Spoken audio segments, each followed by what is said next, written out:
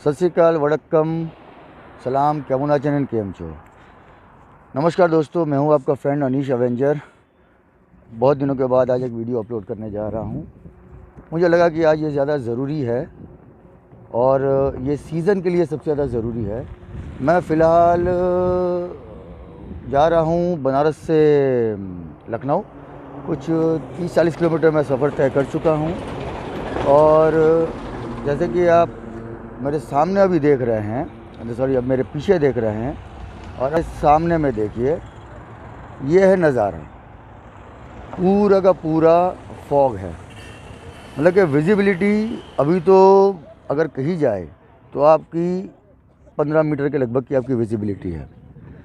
और इस दौरान में अभी आते आते 30-40 किलोमीटर जो भी मैंने चलाया है, आते आते मैंने देखा कि बहुत सारी गाड़ियाँ वाले या बहुत सारे बाइक वाले, सबसे पहले तो मतलब कि इस समय जो सबसे ज़्यादा ज़रूरी रहता है, सबसे पहली पॉइंट आपको अपनी गाड़ी की या मोटरसाइकिल की हेडलाइट्स ऑन कर देनी है। हेडलाइट्स ऑन कर देने से क्या बेनिफिट हो जाता है? सबसे पहला, सामने से आने वाली गाड़ी को दिख जाता है कि सामने से कोई आ रहा है, एक। दूसरा, आपको दिख जाता है कि भाई सामने में कोई है।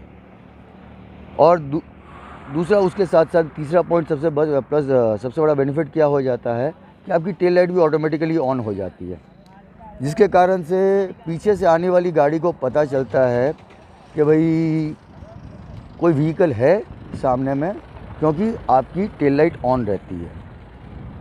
और उसके अलावा ये चीज़ें बहुत बहुत बहुत ज़रूरी है। Please please please do take care of these things. इन सब चीज़ों का कृपया करके ध्यान रखिए। मैं अभी तक आते जाते कई गाड़ियों वालों को देखा हूँ कि भाई एक तो हेडलाइट ऑन नहीं करते हैं, दूसरा वो हैज़ार्ड लाइट ऑन कर देते हैं। देखिए, हैज़ार्ड लाइट, सबसे पहली बात, हैज़ार्ड लाइट का मतलब ही हैज़ार्ड मतलब कोई तकलीफ़। तो वो तभी बेसिकली यूज़ की जाती है जब आप कोई तकलीफ़ में होते हो। या दूसरा, हम लोग उसको अपनी बहुत ही स्लैंग लैंग्वेज में या लोकल लैंग्वेज में कहते हैं मतलब पार्किंग लाइट। अगर आप देखेंगे तो बहुत सारी गाड़ियों के अंदर में आज के तारीख में शायद तकरीबन हर गाड़ी में ही आता है। उसको पार्किंग लाइट क्यों कहा जाता है कि जब आप रिवर्स गियर जब आप डालते हैं तो ऑटोमेटिकली आपके चारों इंडिकेटर्स एक साथ जलने शुरू हो जाते हैं। जब आप हाईवे पे होते हैं तब आपको चारों इंडिकेटर्स आपको जलाने की ज़रूरत बेसिकली नहीं होती है। आप जिस साइड से जा रहे हैं, ओके, समझ लीजिए, जैसे मैं आपको दिखा रहा हूँ, ये देखिए एक डाइवर्जन आ रहा है। अब वहाँ से दोनों गाड़ियाँ एक ही साइड से आना जाना कर रही है। उस समय में सबसे बड़ी बुद्धिमानी होती है कि भाई आप अपनी राइट साइड के जो इंडिकेटर होता है उसको जला दीजिए। वो सफिशेंट इनफ है इंडिकेट करने के लिए कि भाई ये गाड़ी का इंडिकेटर, इसका मतलब ही है कि वो इंडिकेट करता है कि सामने से मुझे इतनी जगह को छोड़ते हुए चलना है। अब जैसे देखिए, ये वहाँ से आ ही रहे हैं हैज़ार्ड लाइट ऑन करते हुए। खैर, सबका। अब इसके अलावा ये हुआ हेडलाइट्स और टेल लाइट्स का एक पॉइंट हो गया। दूसरा हो गया इंडिकेटर्स का।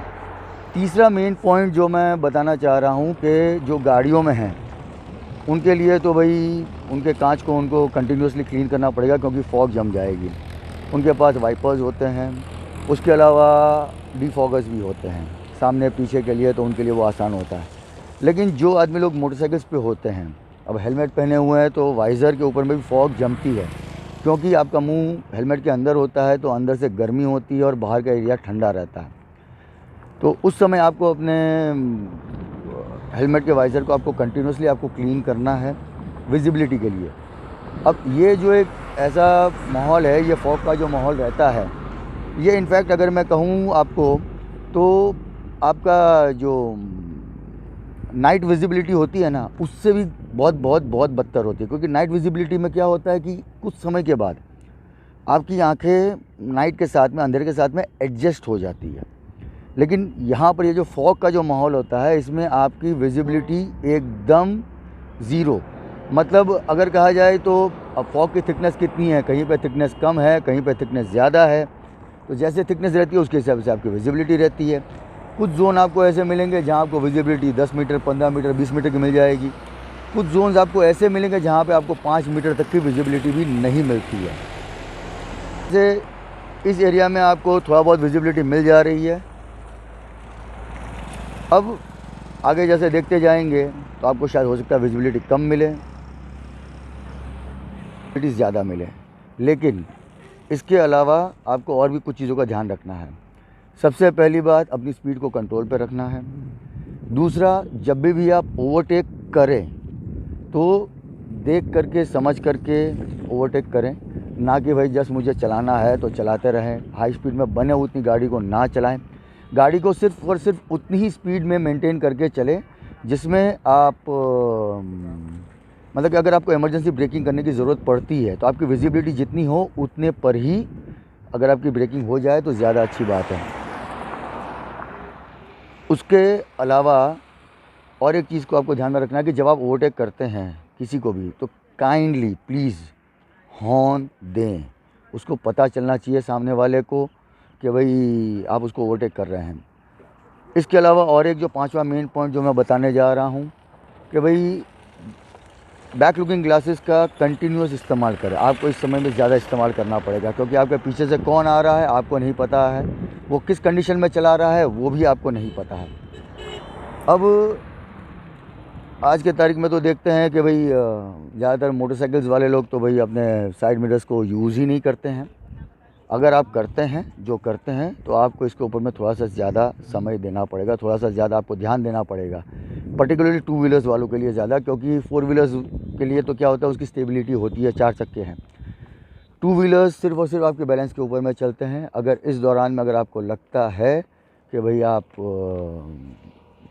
साइड में चल रहे हैं और अगर आपको लगता है कि भाई पीछे से आने वाला व्हीकल आपको कुछ प्रॉब्लमेटिक हो सकता है तो और थोड़ा आप साइड हो जाइए और थोड़ा स्लो कर दीजिए स्पीड को, ताकि आप अपने आप को सेफ रख सकें।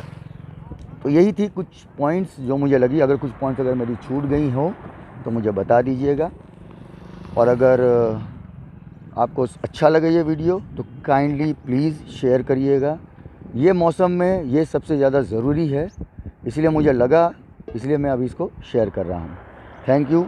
Stay safe, be safe, ride safe and drive safe. नमस्कार।